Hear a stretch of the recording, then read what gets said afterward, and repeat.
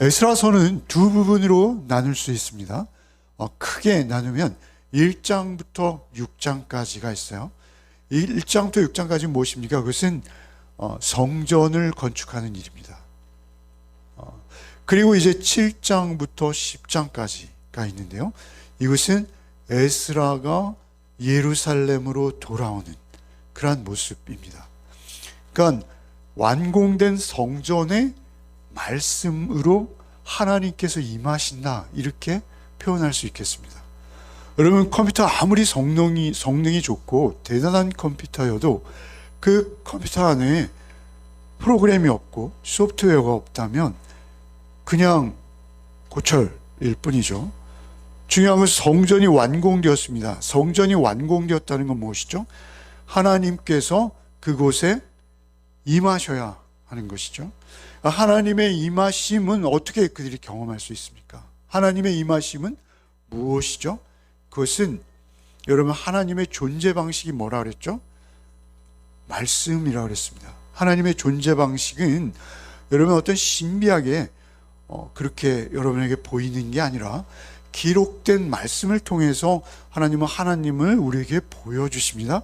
하나님의 존재 방식은 말씀이에요. 그런데 그 말씀이 성령님과 함께 역사하셔서 우리에게 살아있는 하나님의 음성으로 들려올 때 그 기록된 말씀에 하나님의 성품과 하나님의 인격을 쫓아서 우리가 새로움을 입는 것이죠. 결국 하나님의 임재가 있어야 성전인 것입니다. 그 하나님의 임재가 있는 성전으로 이제 그 성전이 준비되어지기 위해서는 말씀이 임해야 되는데, 사실 말씀이 임하는데 어떤 식으로 임하는 거예요? 하나님께서 준비한 하나님의 사람을 통해서 임하는 거예요. 하나님께서 하나님 당신의 말씀을 대언하기 위해서 하나님이 섭리하시고 준비하시는 그 사람이 있다는 거예요. 인간을 통해서 하나님의 말씀을 대언하세요. 그런데 그 인간이 누구라는 거예요? 에스라라는 거예요. 사실 여기에 에스라의 족보가 소개되고 있습니다만, 여러분, 족보가 많이 나오는 곳이 성경에 많죠. 그죠? 그러나 대부분 족보라기보다는 이스라엘 전체의 족보고 언약의 계보입니다.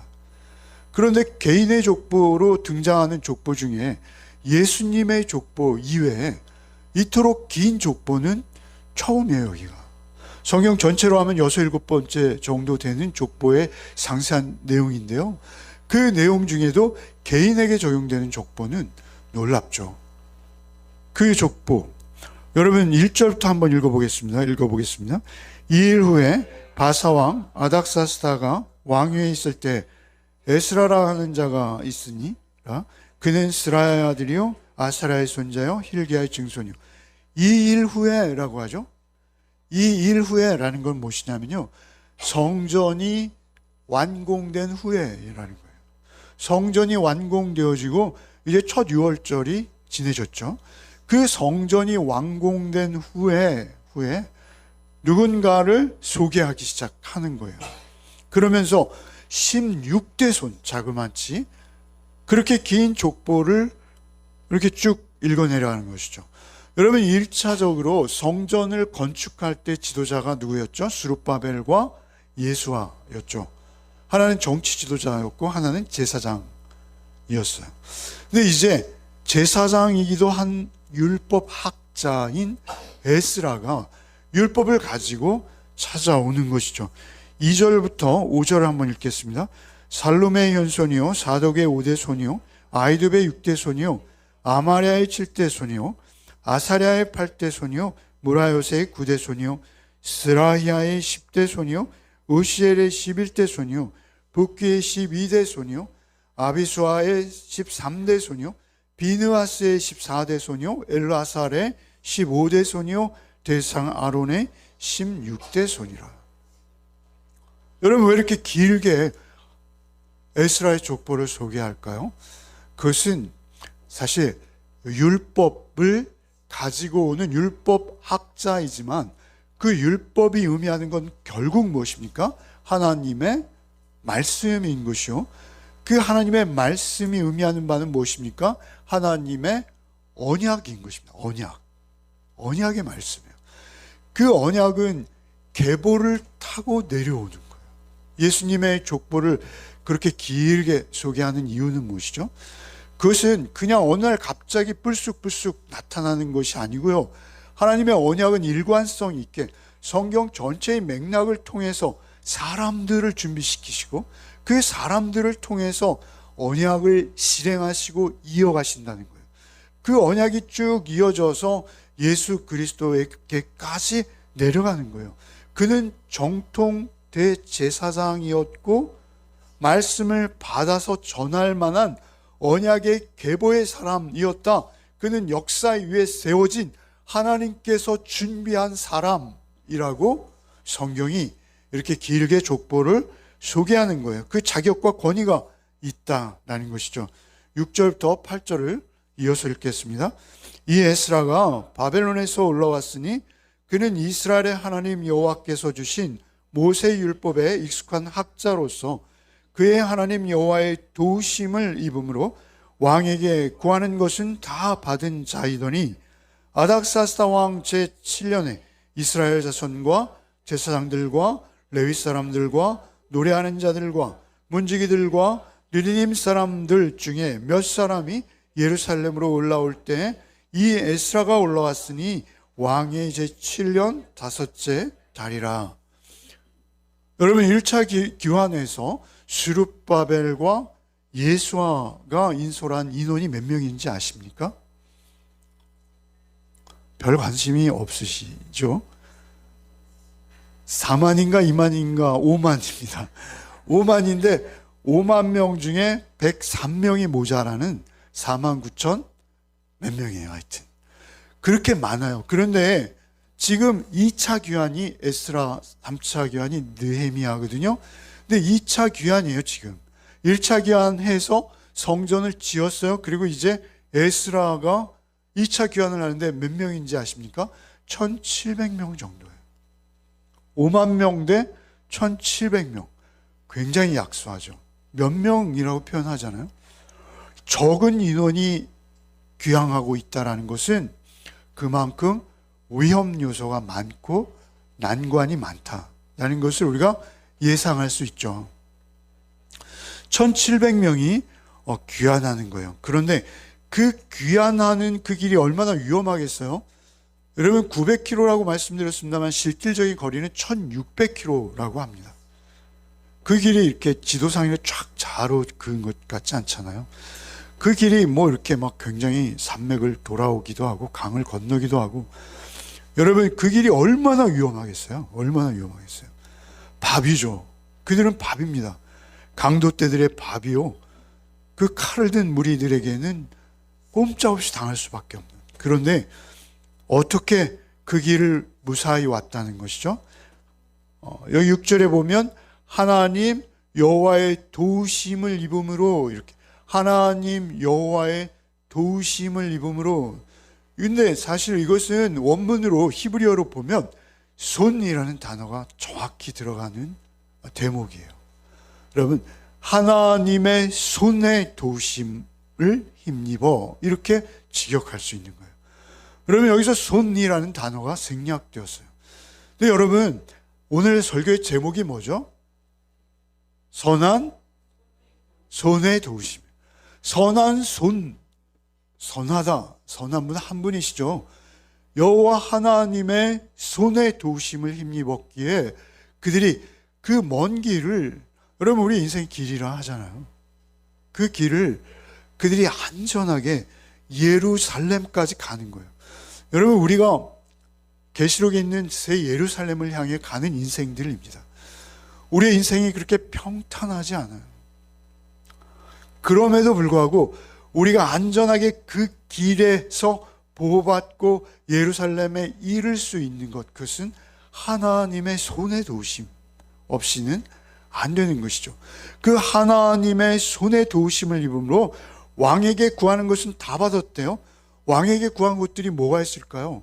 뭐 재정도 있고요, 조직도 있고요, 권력도 있고요, 계속해서 등장할 것이지만 군사적인 도움도 받았습니다.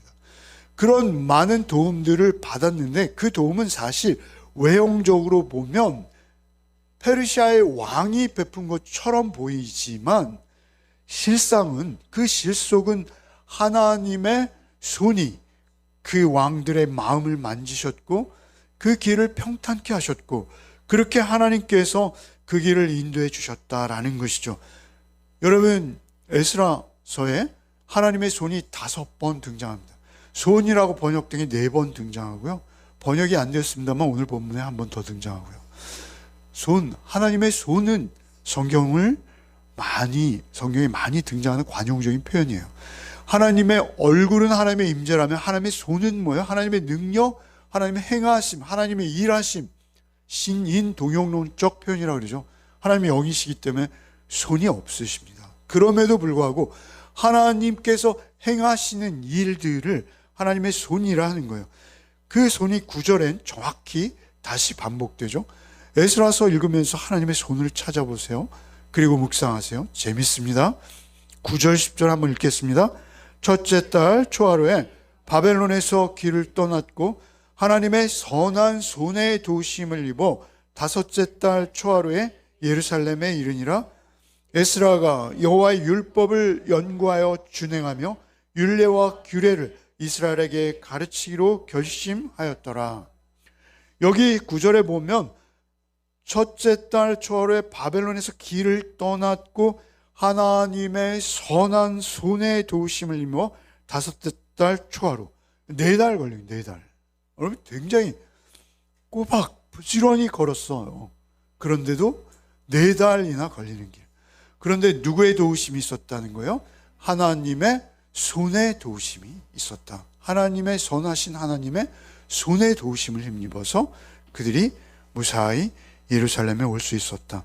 그런데 사실 하나님의 손의 도우심이 뭐냐는 것이죠. 제가 우리 인생 길을, 우리 인생의 그 삶을 길에 비유했습니다만 하나님의 손의 도우심이라는 게 뭐냐는 거예요. 하나님의 존재 방식이 뭐라 그랬죠? 말씀이라 그랬죠. 여러분, 제가 이렇게 상징적으로 단편적으로 말씀드리는 것들이 사실은 성경을 읽어가는데 굉장히 중요한 키가 됩니다. 하나님의 말씀인 거예요. 하나님의 말씀이 하나님의 존재 방식이라고 그랬죠. 그래서 우리가 하나님의 손이 우리에게 오셔서 간섭하신다. 하나님의 손이 우리를 인도하신다. 하나님의 능력의 손이 우리를 붙드신다. 두려워 말라, 놀라지 말라. 참으로 의로우신 하나님의 손이 우리를 붙드시는 거예요. 그렇기 때문에 우리가 담대할 수 있는 거예요. 그런데 그 손은 하나님의 존재 방식이 말씀이기 때문에 결국 말씀을 통해서 우리를 붙드시는 것입니다. 여러분, 10절 한번 다시 한번 읽어봅시다. 에스라가 여호와의 율법을 연구하여 준행하며 율례와 규례를 여러분,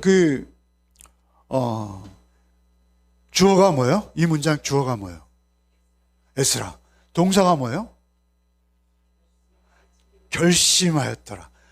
여러분, 국어를 너무 잘하세요.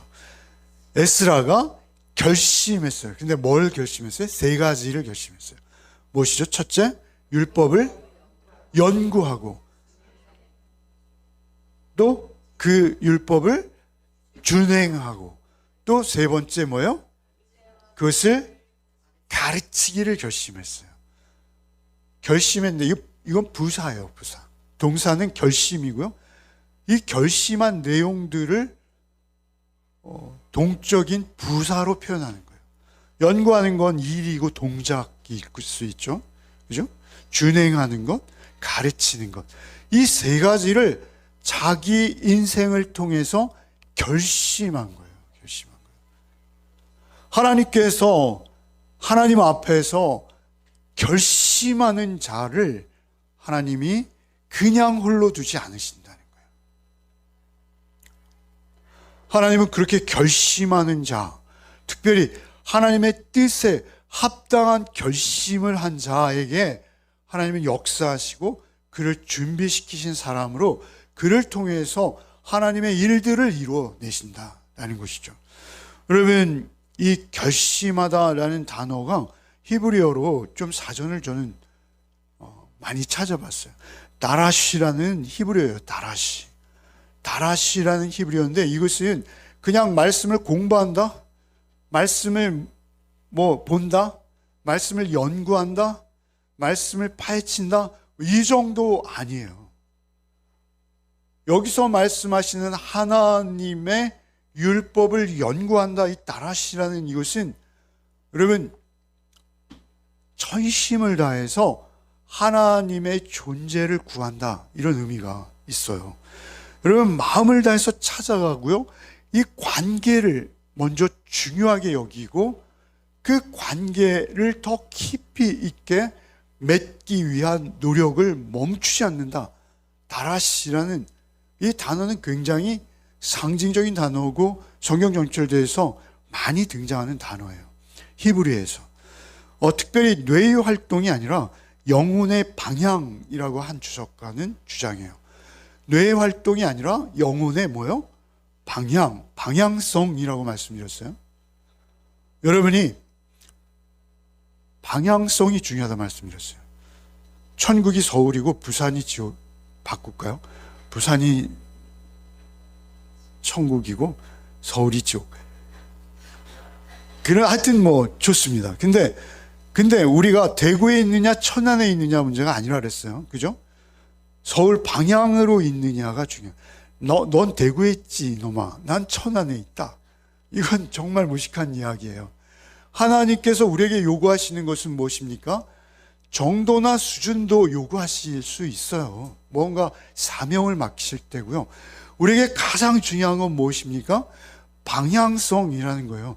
이 다라시, 연구한다라는 것은 하나님만을 인정하고 하나님께 나의 인생을 걸었다라는 거예요. 그렇게 하는 것이 다라시예요. 여러분 미드라시라는 말 들어보셨죠? 미드라시가 뭐예요? 유대인들의 주석이에요. 유대인들이 성경을 해석하는 거예요. 그게 미드라시예요. 여러분 근데 그 다라시가 동사형이고요, 미드라시가 명사형인 거예요. 여러분 그 뭐냐면요, 그들은 그냥 주석하는 게 아니고요, 그 주석에 대해서 자신의 말씀을 자신의 삶으로 끌어들이는 것을 미드라시라고 해요. 그들이 표현하기를. 말씀이 내 인생의 사건이 되는 거예요. 그것을 유대인들이 성경을 주석한다, 이렇게 말해요. 그런데 그 미드라시라는 말이 어디서 나왔다고요? 다라시라는 데서 나왔다는 거예요. 말씀 속에서 내 현재의 삶을 하나님과 연결하는 영적인 사건이 말씀을 연구하는 거예요. 말씀을 그냥 학자적으로 이렇게 보는 것이 아니라 이 말씀이 지금 나에게 주시는 뜻이 무엇이지? 내 현재의 삶 속에서 이 말씀이 의미하는 바가 무엇이지? 텍스트랑 삶이 만나는 거예요.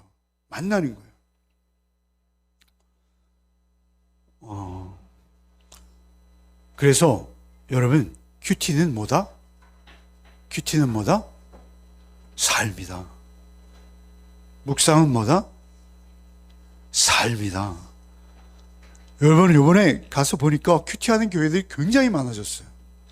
목사님들마다 큐티에 대한 열정이 대단해요. 큐티를 하면 할수록 우리가 머리만 커지면 여러분 우리의 영혼이 공허해질 수 있어요. 아주 핍절할 수 있어요. 오히려 더 메말라질 수 있어요.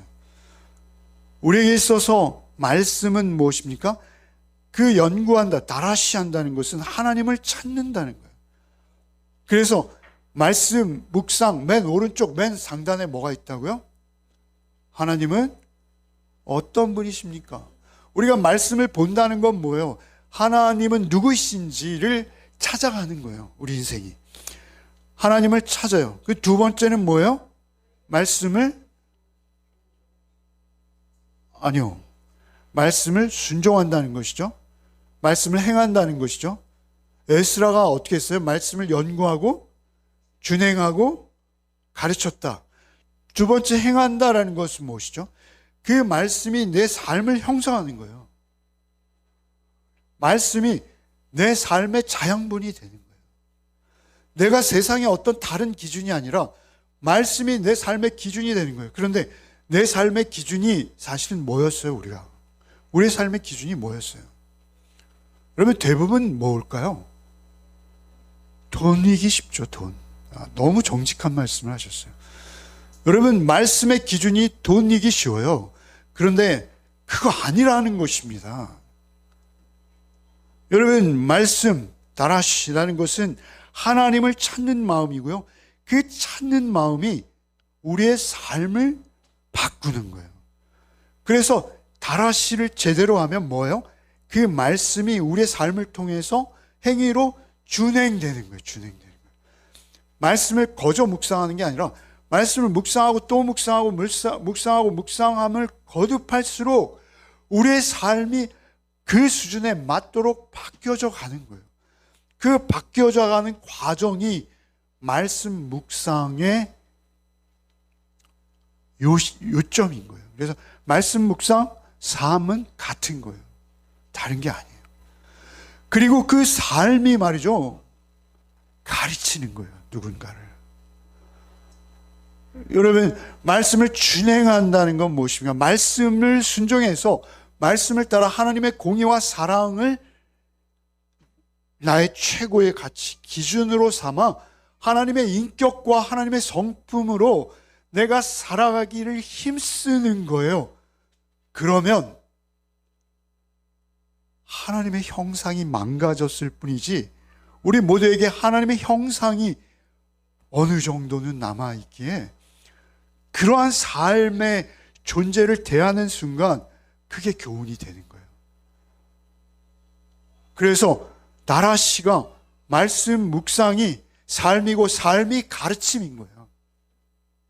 따로따로 떨어져 있는 게 아닙니다. 다른 분야로 나눌 수 있는 게 아니에요. 이것은 그냥 하나로 묶여 있는 거예요.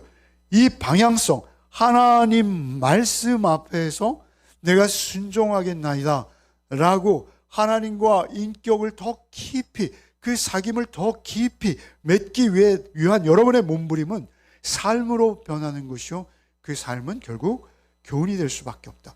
중요한 것은, 우리가 놓치는 것은 무엇이냐면요, 말씀을 내가 해석하려고 하는 거예요. 말씀을 내가 해석해서 내 입장과 내 유리한 대로 말씀을 내 식대로 적용하려는 거예요. 그러니까 하나님의 손이 우리의 인생 가운데 간섭하실 수 없는 거예요. 여러분, 히브리서 4장 12절로 13절 한번 읽어봅시다. 하나님의 말씀은 살아있고 활력이 있어 좌우의 날선 어떤 검보다도 예리하여 혼과 영과 및 관절과 골수를 찔러 쪼개기까지 하며 또 마음의 생각과 뜻을 판단하니 지으신 것이 하나도 그 앞에 나타나지 않음이 없고 우리의 결산을 받으실 이의 눈앞에 만물이 벌거벗은 것 같이 드러나느니라. 여러분, 우리는 12절까지만 자꾸 외우려고 해요. 12절은 뭐야? 하나님의 말씀은 살았고 좌우의 날선 어떤 검보다 예리하여 우리의 혼과 영과 관절과 골수를 찔러 쪼개기까지 해서 아주 공부 안 하는 애가 공부 열심히 하기로 변화되어지고, 아주 성실하지 않았던 아이가 성실함으로 변화되어지고, 그래서 12절까지만 외우는 거예요. 그런데 말씀은 그런 게 아니라는 거예요. 말씀은 뭐예요? 우리를 찔러 쪼개가지고요, 벌거벗긴다는 거예요. 여러분, 13절 한번 읽어봅시다. 지으신 것이 하나도 그 앞에 나타나지 않음이 없고 우리의 결산 받으실 이의 눈앞에 만물이 벌거벗은 것 같이 드러나느니라. 말씀은요, 우리를 벌거벗기는 능력이 있습니다. 그 말씀 앞에 서면 부끄럽고 낯이 따뜻하고 뜨뜻하고, 하나님 감히 제가 주의 말씀을 묵상하고 대하나이다, 하나님 대하듯 말씀을 대하는 거예요. 두렵고 떨림으로. 말씀이 나를 바꿔야 되는데, 여러분, 제가 이 말씀 강의했던 거 기억나십니까? 골수를 찔러 쪼개기까지 하여 마음의 생각과 뜻을 판단하는 게 말씀인데, 그 관절과 골수를 찔러 쪼개어서 거기에 뭐가 있나 보신다 그랬죠? 예수님의 피. 김현수 집사님이 성적이 좋아요. 예. 예수님의 뭘 본다는 거예요? 피를 본다는 거예요. 우리의 심령 골수를 찔러 쪼개가지고 우리의 마음 가장 깊은 곳에 날 구원하신 예수의 피가 묻어 있는지, 문설주와 임방에 하나님의 어린 양의 피가 발라져 있는지 하나님 그걸 보시기 원하시는 거예요. 여러분, 말씀은 나를 발가벗기고 하나님의 손이 임하시는 거예요. 하나님의 손이 임하셔서 하나님의 말씀을 따라 살 수 있도록 그 길을 인도해 주시기 시작하시는 거예요. 에스라의 생애와 삶을 보면 여호와의 손이 계속 등장해요. 여호와의 선한 손이 그를 도우셨더라. 여호와의 선한 손이 그를 도우셨더라. 5번 등장한다 그랬죠. 여호와의 선한 손이 그를 도우실 수 있는 이유는 무엇입니까? 그가 결심했기 때문인 거예요. 무엇을 결심했어요? 말씀을 다라시하고 말씀을 준행하고 말씀을 가르치기로 결심한 거예요. 그를 하나님의 홀로 두지 않으시고 하나님의 강하시고 의로우신 손으로 붙들어 주시는 거예요. 하나님의 성품과 하나님의 인품대로 살아갈 수 있는 인생으로 그를 인도하시는 거예요. 그래서 말씀은 우리 발에 뭐예요? 등이요 우리 길에 빛이니이다. 여호수아는 뭐라 그랬어요? 말씀에 좌로나 우로나 치우치지 않는 믿음을 강조하잖아요. 이건 뭐예요? 말씀을 곧장 따라서 우리의 길을 살아가는 거예요. 그럴 때 하나님의 손은 우리에게 이미 임하신 거예요. 믿으시기 바랍니다. 믿으십시오. 말씀은 임한 거예요. 이미 그 말씀이 우리에게 임한 거예요. 그래서 묵상과 말씀은 동일한 거예요. 그리고 또 놀라운 건요, 오늘 우리가 성찬을 하잖아요. 그래서 설교를 좀 짧게 하려고 하는데 될지 모르겠어요. 근데 성찬을 하는데 성찬은 뭐예요? 말씀이에요. 여러분, 제가 단골로 외우는 요한복음 1장 14절 한번 읽어봅시다. 시작. 말씀이 육신이 되어 우리한테 거하심에 우리가 그 영광을 보니 아버지의 독생자의 영광이요 은혜와 진리가 충만.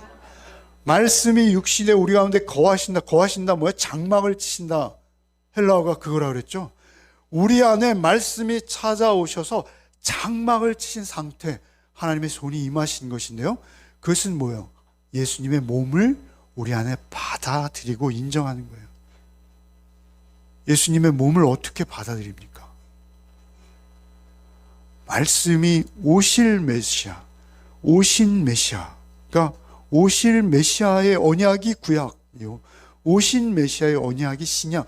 맨날 귀가 닳도록 들은 이야기 아닙니까? 그 말씀이 그대로 구약의 언약이 실현되어지는 게 누구예요? 예수님이세요. 마치 예수님이 십자가에 달려 죽으시는 것을 이사야가 눈앞에서 보듯이 그려내고 있잖아요. 그 예수님의 생애가 말씀이 그대로 실현되는 생애인 거예요. 그래서 말씀이 육신이 되어 우리 가운데 거하심인 거예요. 말씀의 집약은 누구예요? 예수님의 십자가와 부활 안에 말씀이 다 들어가 있는 거예요. 말씀은, 그래서 여러분 늘 말씀드립니다만, 시골에 가시면 여러분 아주 할머님 권사님들 계신 곳 있어요. 그냥 거의 예배당에서 사시는 할머니 권사님들 계세요. 새벽부터 저녁까지. 여러분, 그분들 중에는 한글을 잘 못 깨우치신 분도 계세요. 근데 그분들에게 복음이 없을까요? 여러분, 신대원에 있는 교수님에게는 없을 수 있어도요, 그분들에게는 복음이 있습니다. 여러분, 그분들의 심령골수를 찔러 쪼개면 주님이 계실 수 있는 거예요. 가장 중요한 것은 주님의 피 묻은 영혼이 중요한 거예요. 그래서 우리가 그 살과 피를 먹고 마시는 거예요. 여러분, 그게 영광스러운 거예요. 그래서 묵상과 성찬도 뭐예요? 동일하다. 묵산이 성찬이고 성찬이 묵상이다. 동의 안 하시죠? 묵상이 뭐예요? 성찬이고, 예수님의 말씀을 우리가 우리 머릿속에서 묵상하고 있을 때 예수님의 십자가를 먹는 거예요. 아닙니까? 그래서 말씀 묵상과 성찬은 하나이고요. 이게 우리의 영적 호흡인 거예요. 그 안에 기도도 물론 들어가 있는 거예요. 여러분, 요한복음 15장 4절 우리 너무나 잘 아는 말씀 읽어봅시다. 내 안에 거하라 나도 너희 안에 거하리라. 가지가 포도나무에 붙어 있지 아니하면 스스로 열매를 맺을 수 없음 같이 너희도 내 안에 있지 않으며 그러하니라. 여러분, 예수님과 하나 되십시오. 그래야 열매 맺습니다. 여러분은 열매 교인이십니다. 여러분 자신이 열매세요. 예수님 모시고 예수님께 여쭙고, 예수님이라면 어떻게 하시겠어요?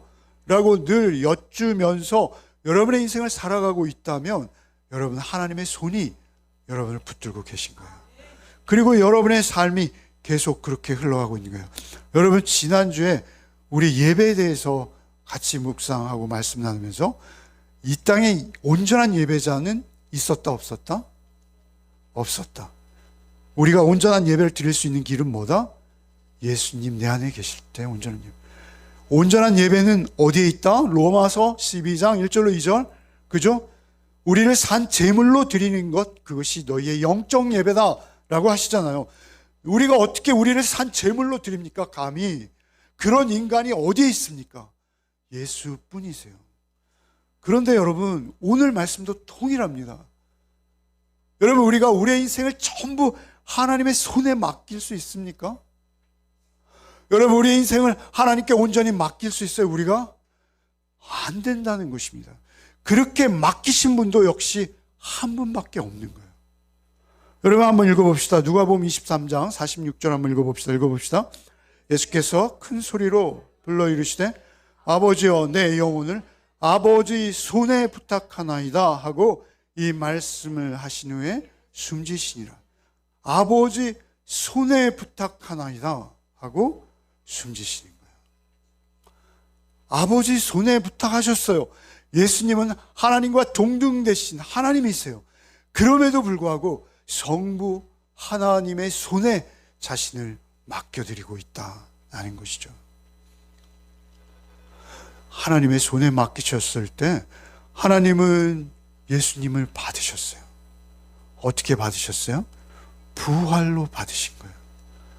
다시 살리셨어요. 어디까지 높이셨어요? 하나님 보좌 우편에 높이셨어요. 거기서 끝났습니까? 만왕의 왕으로 모든 만물을 통치하는 이 땅의 주인 삼아 주셨습니다. 여러분, 예수만큼 우리가 높아지는 거예요. 어떻게 해요? 예수와 하나 되어서. 예수를 먹고 마심으로 예수 죽으심, 그 십자가의 좁은 길, 좁은 문을 내가 따르겠나이다 라고 에스라와 같이 결심할 때, 여러분, 우리 인생은 하나님의 손에 붙들리는 줄 믿으시기 바랍니다. 그 손은 하나님의 말씀을 이루시기 위해서 못이 박히고 살이 찢겨 피를 흘리셨어요. 좁은 문이었고 좁은 길이었어요. 그러나 그것을 통해서 예수님은 우리를 구원해내셨고 그 구원의 은혜가 오늘날 우리에게 흘러온 거예요. 예수님이 우리를 가르치시는 유일한 선생이세요. 예수님이 우리 앞에서 행하신 유일한 모범이세요. 예수님은 말씀 그 자체이세요. 예수님께서 온전하신 에스라인 거예요. 에스라는 불완전합니다. 그러나 예수는 완전하게 우리에게 행하신 거예요. 그럼 마지막으로 베드로전서 5장 6절만 읽겠습니다. 그러므로 하나님의 능하신 손 아래에서 겸손하라. 때가 되면 너희를 높이시리라. 너희 염려를 다 주께 맡기라. 이는 그가 너희를 돌보심이라. 그러므로 하나님의 능하신 손 아래 겸손하라. 여러분, 왜 이 말을 했을까요, 베드로가? 여러분,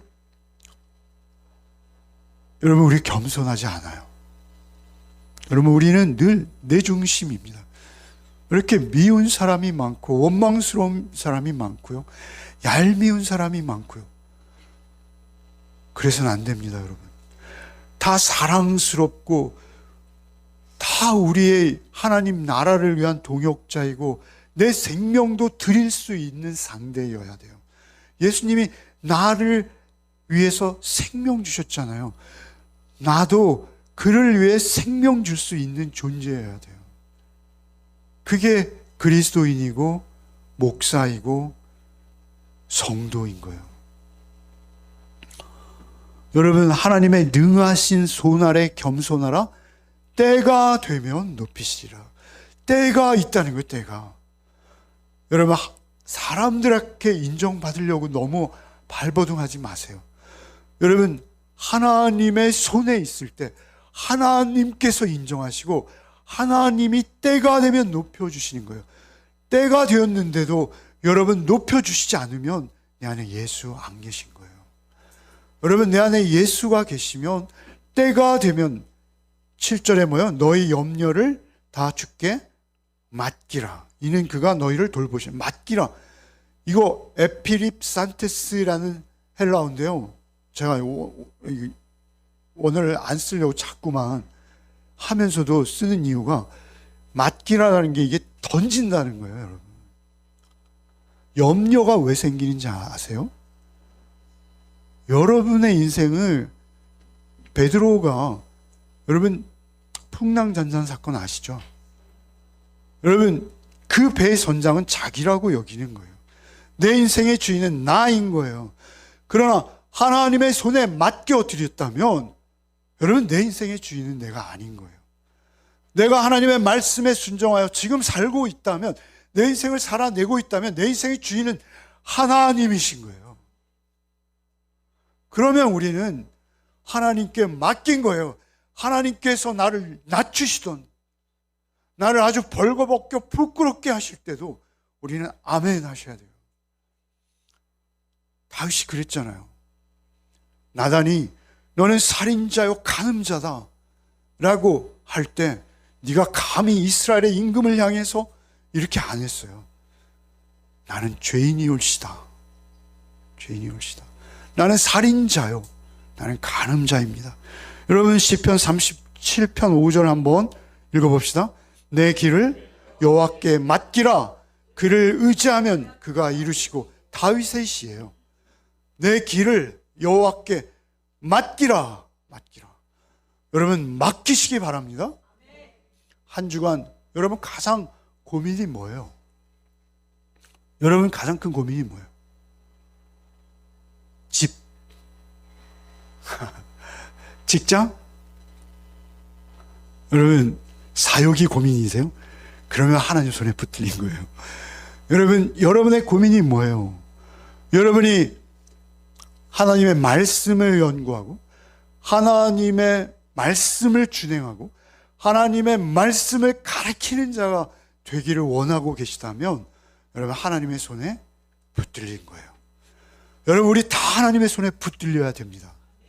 한 사람도 예외 없이 우리가 하나님의 손에 붙들리기를 원합니다. 한 주간 동안 여러분의 염려를 그냥 던져버리세요.